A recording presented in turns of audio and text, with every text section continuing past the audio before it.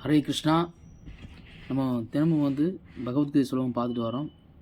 இன்று அத்தியாயம் 1 ஸ்லோகம் 25, 26 நம்ம காண இருக்கிறோம். 25வது ஸ்லோகம். பீஷ்மத்ரோண பிரகமுகதः சர்வேஷாம் ச மகிஷதாம் உபாச பார்த்த பஷ்யதான் சமவேதான் குருநிதி. மொழிபெயர்ப்பு: பீஷ்மர், துரோணர் மற்றும் உலகத் தலைவர்களின் முன்னிலையில் பார்த்தா, இங்கு கூடியிருக்கும் குரு வம்சத்தினை பார் என்று பகவான் ஸ்ரீகிருஷ்ணர் கூறினார். ஸ்லோகம் 26.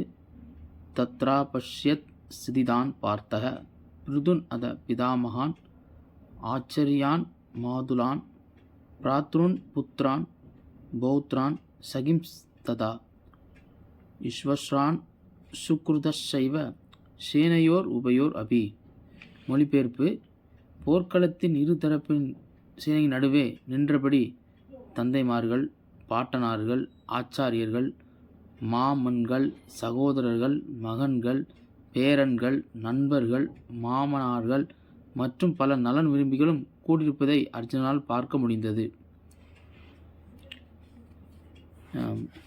ஹரே கிருஷ்ணா.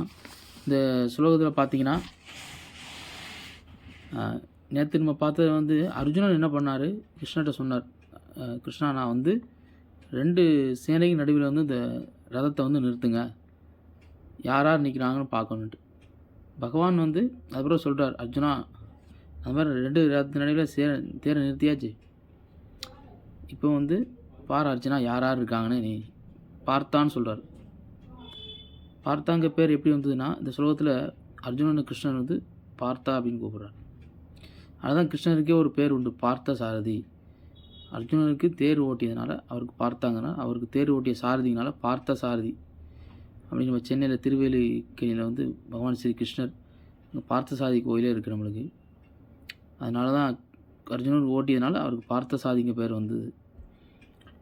அப்போ பார்த்தானா என்ன அர்த்தம்னா, கிருஷ்ணனோட தந்தையோட பேர் வசுதேவர், அவரோட தங்கை தான் குந்தி தேவி, அர்ஜுனோட அம்மா. அப்போ அவங்க பிருதா அப்படின்னு அழைக்கப்படுவாங்க. அந்த பிருதாவின் மகன் அப்படிங்கிற பார்த்தா அப்படிங்கிற பேர் அர்ஜுனனுக்கு இங்கே அழைக்கப்படுது. அந்த ஸ்லோகத்தில் முக்கியமாக அந்த பேரோட விளக்கம்.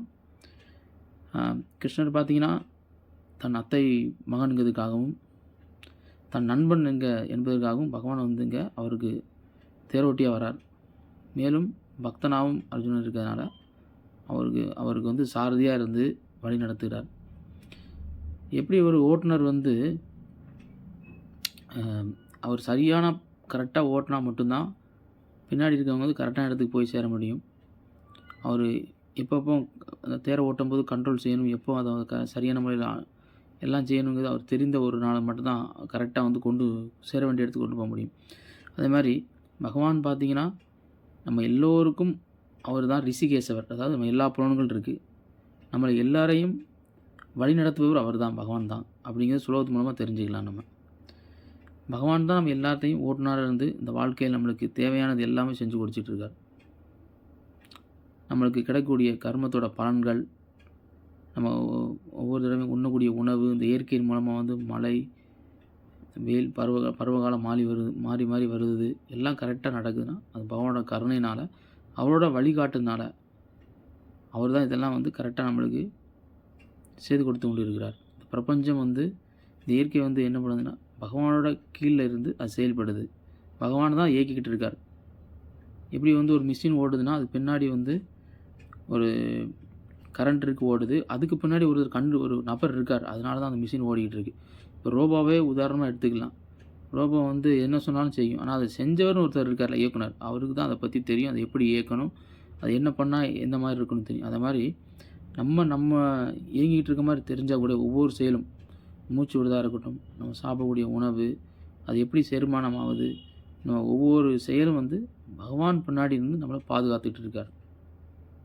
அவர் இந்த அர்ஜுனனுக்கு இப்படி ஓட்டுநராக இருந்து அவர் வழிகாட்டி அவர் வெற்றி பெற செய்தாரோ அந்த போர்க்களத்தில், அதே மாதிரி பகவான் ஒவ்வொரு உயிர்வாளிக்கும் இருதயத்தில் பரமாத்மாவாக இருக்கிறார்.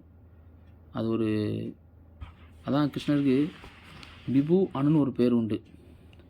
அணுன்னு பார்த்தீங்கன்னா சிறியதை விட சிறியதா ஆக முடியும் அவரால். விபுனா பெரியதை விட இருக்கிறதுலே இங்கே இருக்கிறத விட பெரிய விட பிரபஞ்ச விஸ்வரூபம் காட்டுவார் பின்னாடி. பெருசை விட பெரிய ஆக முடியும். அவரால் எதுவுமே செய்ய முடியும்.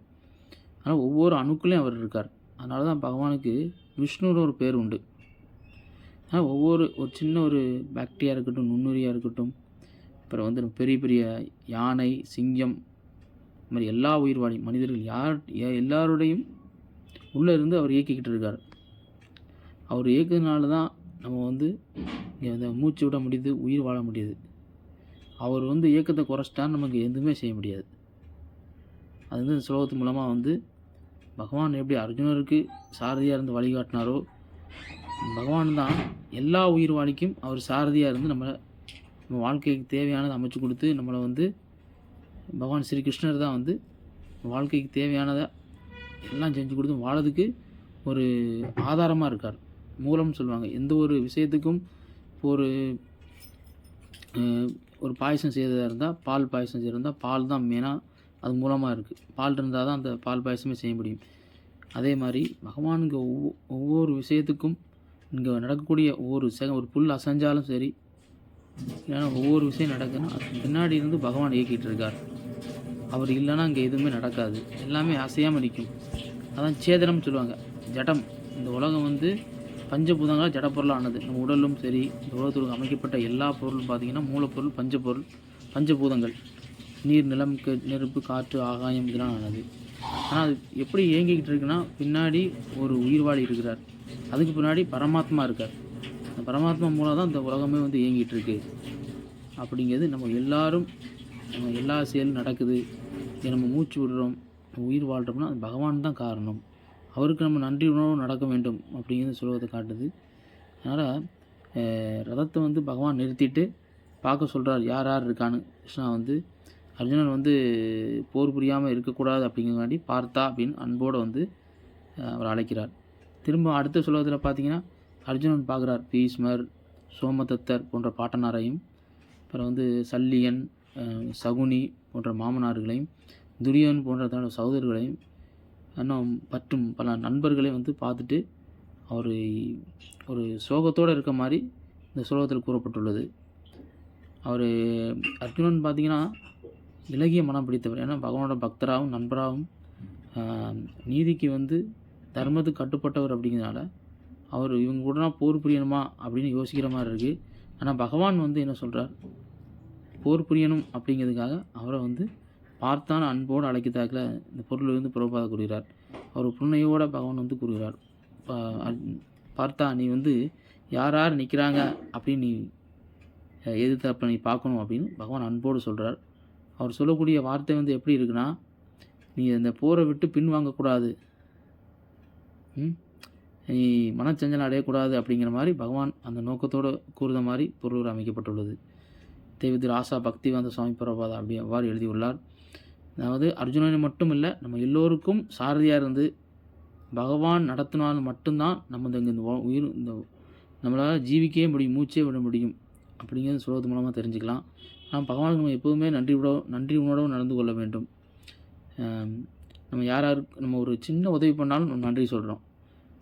ஒரு இடத்துல இருக்கோம், பேனா தேவைப்பட்டு தான் எழுதிட்டு வாங்கி கொடுக்கும்போது நன்றி சொல்கிறோம். ஒரு பைக்கில் போகும்போது ஸ்டாண்ட் எடுத்து விடலைன்னா அவங்க சொன்னால் அவங்களுக்கு நன்றி. யாருன்னே தெரியாதவங்க சொல்லிக்கிட்டு இருக்கோம், அவனா உதவி பண்ணாங்க. நமக்கு எப்போதுமே பகவான் உள்ளே இருந்து நமக்கு தேவையானதை செஞ்சு கொடுத்துக்கிட்டு இருக்கார். அவர் தான் வந்து நம்ம ஒவ்வொரு காரியத்திலும் வெற்றி பெறுவதற்கும், வாழ்க்கையில் கஷ்டமும் வந்தாலும் அது நம்ம நல்லதுக்காக, நம்ம கர்ம வினை இப்போ துன்பம் கூட ஒரு விதத்தில் நம்ம ஆன்மீகமான கண்ணோட்டத்தில் பார்க்கும்போது அது வந்து நம்ம கர்ம வினை வந்து நம்மளுக்கு குறையுது. துன்பமே இல்லைன்னா இன்னொரு தடவை நம்ம துன்பத்தை அனுபவிக்க வேண்டிய காலம் வரும். அதுக்கு பகவானுக்கு தெரியும் யார் யாருக்கு எப்போ துன்பத்தை கொடுத்து சரி பண்ணணும் அப்படிங்கிறது. அந்த மாதிரி நம்மளோட ஒவ்வொரு நிலையும் சமநிலை பண்ணுறவரும் பகவான் தான். நம்மளுக்கு துன்பம் இன்பம் எல்லாத்தையும் கொடுத்து நம்மளுடைய கர்மா சமநிலை செய்து நம்ம அவர்கிட்ட திரும்ப அழைச்சிட்டு போகிறவங்களுடைய இயக்குனராக பார்த்தசாரியாக பகவான் இருக்கிறான்றது இந்த சுலோகம் மூலமாக தெரிஞ்சுக்கலாம். நாளைக்கு வந்து நம்ம அடுத்த சுலோகத்தை காணலாம். ஹரே கிருஷ்ணா.